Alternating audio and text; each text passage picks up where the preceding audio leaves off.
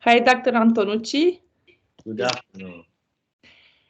Thank you for accepting my invitation to have a short chat about the importance of biomedical approach in helping autistic children and other children with development delays. Thank you for this opportunity. I know you for years right now. I think there are a lot of years since we are talking and collaborating, but a lot of people in Romania do not know you. So could you share a few informations about your work, about what you feel that is to share? Yeah, I'm a psychiatrist. I'm specialized for adult people actually, but at a certain point in my life, because a very important person in my life get affected by autism, I decide to go deep about this condition, since no one knows what to do. It was just a mystery at the time. I'm talking about 15 years ago. So I've been studying a lot. I've been traveling to USA, and now I'm also researching and publishing papers how we can treat and sometimes even really recover children affected by autism. And so that's what I'm doing now, only focusing on children all around Italy, but I'm traveling also around the world, and also making papers and attending to some conference to share all my experience and what I know now about autism spectrum disorder, all the correlated syndromes that could be treated even in some medical way. I know a lot about your work. This is why I felt that inviting you to have this short discussion will help parents and specialists in Romania. This is, and I know that you are not only treating, but you are doing research, which is big. It's a big thing because it's like helping all the children, not only the ones that you have consultations with in your office. Exactly. I will start from the beginning, and the main social threat right now is the increased rate of autism amongst young children. And what's your opinion from the biomedical point of view regarding this high rate of autism? Yeah, it seems to me when I talk with people, even at the doctor, that they are not. We have not really an awareness, understanding how much the level of rate of children affected by autism has been increasing the last 30, 40 years. If you think that in 1980 was 1 out of 10,000 kids getting sick, so it was a very rare disorder. And just last year, the American CDC had calculated about one child out of 44. So every 44 kids that are born in USA, one will get sick with autism, which is very, very frequent rate.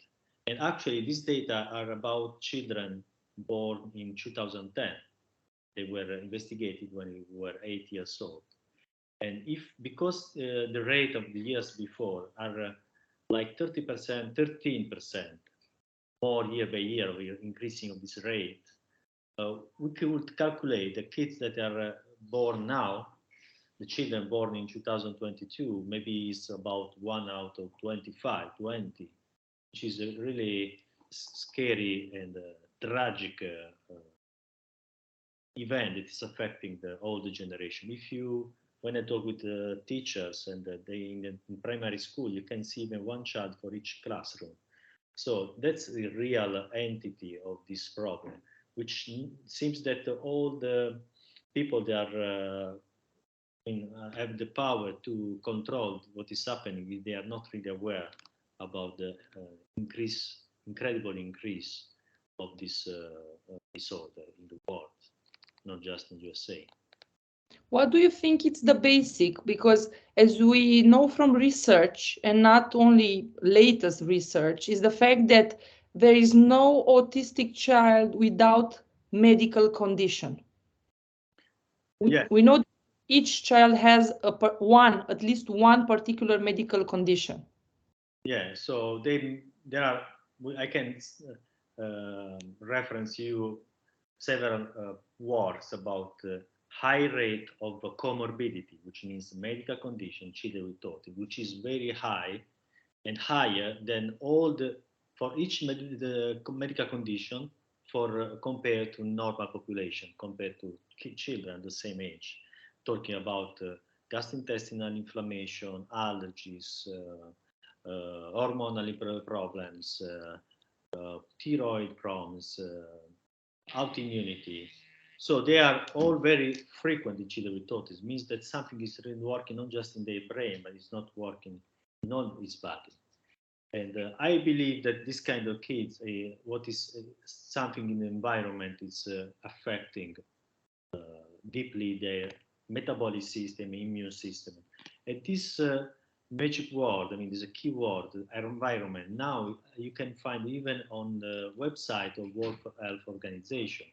When you read what is autism and what is causing autism, they say there is genes, the interaction with the environment. So this word is very new. So this is really something changing even the mainstream medicine. They are acknowledging that the environment is affecting these kids. So something environment is making more and more children getting sick.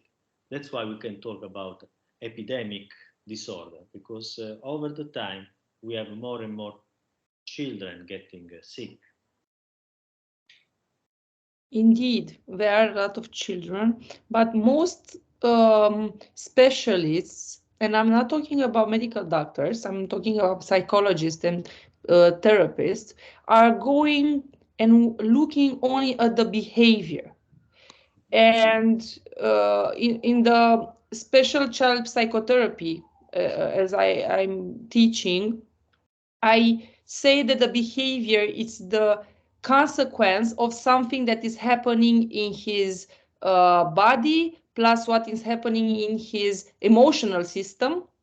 Yeah, and it's something happening in the relations he has with the other people. So if we are trying to link behavior with something happening in the body, what does come to your mind about this? Yeah, we are talking about kids that are not able to communicate. So they have very big problem in interaction and verbal and non-verbal communication. So the behavior is the only way they have to communicate some feelings or some discomfort or even pain. And many of the symptoms that they are expressing, like aggressivity or crying no reason, on the hyperactivity, which we could interpret like neurological problem, maybe let's say psychological problem. Mainly, they are the expression of some pain, of inflammation in the body. There is an interesting paper of American Pediatric Association of 2010 that were describing all the symptoms, especially in the gastrointestinal tract. It seems that 80% of children with autism have gastrointestinal inflammation, and they can have severe pain that they are expressing with aggressivity. So very often we try to interpret some symptoms in a psychological way, but there is something much easier, I mean not easier, different that is happening in this, and sometimes it's enough to reduce treat the inflammation in these kids to have a different child in terms of behavior. And they also try to make caregiver aware that treating these kids like aggressive and neurological kids and give antipsychotic medication not only is not treating these kids, but can be even making the situation worse. Let's talk about some antipsychotic, for example, that make kids constipated, because most of them increase constipation. So if they have already constipation, give something that makes exactly the symptom that is creating behaviors worse, you are just making all situation even worse than better. So we should really be aware about what is happening. It's like someone asked me to make a task and I have a day. Okay, you can ask me many times, but I'm not feeling well. I cannot do that first. Second, I will start to be irritated because you are continuing to ask me this. There is other studies of correlation of behaviors and exposure to pollens, to allergens in the environment. For example, some kids, they are getting worse in the springtime or in autumn, which is a sign that level of inflammation allergies is growing, that they are also interfering with the brain functions. I have many mothers that say, doctor, it's May, it's April, my child is tired to go to school, he's not performing anymore, but because it's end of the year, so they are tired. It's not because they are tired, it's something is changing maybe in the period of the year, which is specifically the time of the worst exposure to pollens. So if you start to interpret what is happening in their body in a medical or physical way, we can give an interpretation that can help the work of psychologists. Yeah. Try to understand what is happening in these children, like medical condition, and not just something psychological, which is also important. But if we forget about the body, we will not be really helpful for these kids. And thank you for saying this, creating this connection. From my point of view, even if I'm a psychologist, I scan the entire environment and the entire functioning of the body, of the child's body. And I'm asking about things like behaviors that are exaggerated, in what times, when is that happening, what's happening with him, was he constipated, was he having reflux, it was spring, it was autumn. So it's very important this before we intervene in any way, so we create the perfect environment for them to grow. If they're not in an environment that is not safe, they will not grow mentally and emotionally.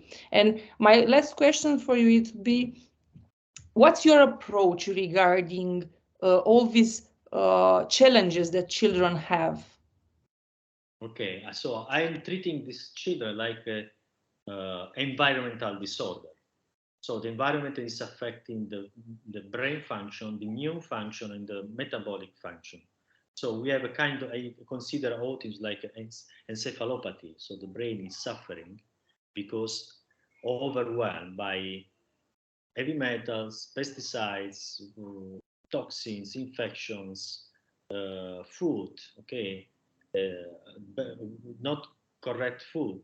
And all these factors are like creating a very big burden on their shoulders. They are not able to tolerate. So I'm trying to remove all this aspect. Or first of all, to check which kind of problem are more affecting these kids.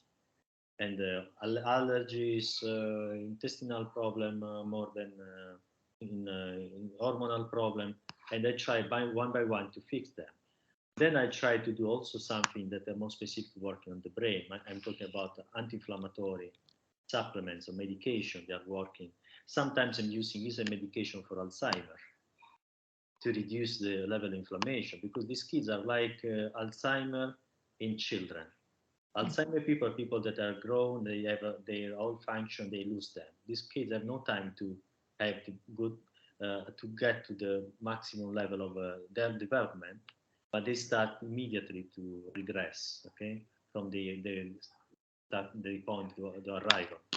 So I'm treating all child as a medical condition, removing toxin and fixing all the medical approach. It's more work of a pediatrician, a good pediatrician that is aware of physical problem, allergy, infection, and gastrointestinal issues like reflux, constipation, food intolerance, could be even really helpful for these kids. So I don't think to do something very special, just try to have different eyes, to have a different look in these children. And that's what also a caregiver or psychologist can do, just to address the mothers, even to the right doctors that can give give some specific approach, medication, diet that can help a lot their work, they will see the benefit in their psychological process of improvement. Thank you for your time. I hope that in the near future you'll teach everything that you know, or most of things that you know, to medical doctors in Romania, because we are lacking specialists in this field, and specialists are lacking informations that you have, and you each day you are talking about them and you apply them to your patients. And I know you help patients from Romania as well, and your door is open anytime for patients from Romania. Thank you again for your time and that you shared with me and the others this information. And I hope to see you soon. Okay, thank you for this opportunity, and I wish you the best work for these children. Thank you. Bye-bye, thank you.